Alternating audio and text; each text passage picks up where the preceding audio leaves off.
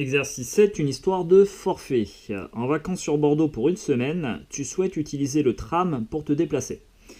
Un ticket pour un voyage coûte 1,70 €. Néanmoins, la société TBM, Transport Bordeaux Métropole, propose un forfait 7 jours qui te donne accès à des voyages illimités sur cette période.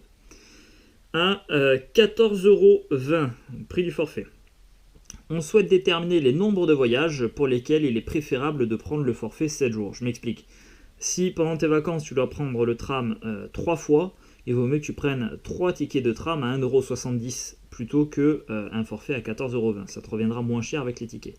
Bon, sauf que passer un certain nombre de voyages, il vaudra certainement mieux que tu utilises le forfait. Voilà. Et donc nous on cherche pour combien de voyages il vaudrait mieux prendre le forfait. Voilà. Alors, écrire une équation associée à cette question, puis la résoudre. Alors, on y va. Nous, ce qu'on cherche, c'est... Alors, déjà, on va noter, on note V, le nombre de voyages. Voilà. On note V, le nombre de voyages.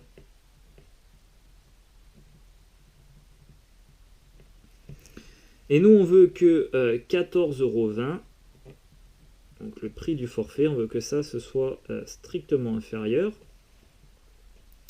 au nombre de voyages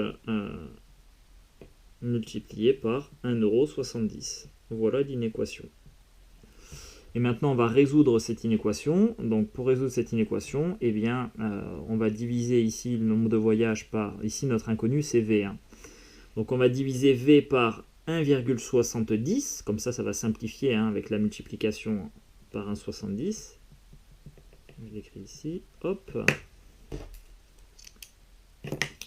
Donc, on divise ici par 1,70 €. Et comme j'ai divisé par un nombre positif, ça ne va pas changer le symbole ici de mon inégalité. Et donc on effectue la même opération à gauche, donc 14,20 € divisé par 1,70 €. Voilà.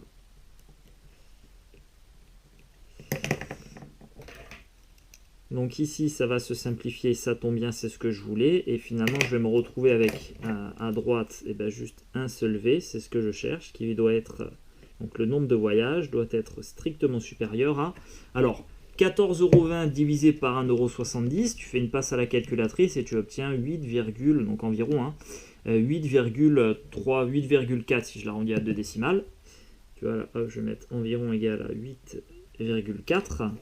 Mais moi, pour répondre au problème, mon nombre de voyages, c'est un nombre entier. Tu ne peux pas faire 8,4 voyages, ça n'a pas de sens. Du coup, il faut que tu fasses au minimum, donc plus que 8,4, c'est-à-dire 9 voyages. Voilà. Donc c'est à partir de 9 voyages que ton forfait ici sera plus intéressant. Voilà. Hop, donc le forfait sera préférable pour 9 voyages ou plus.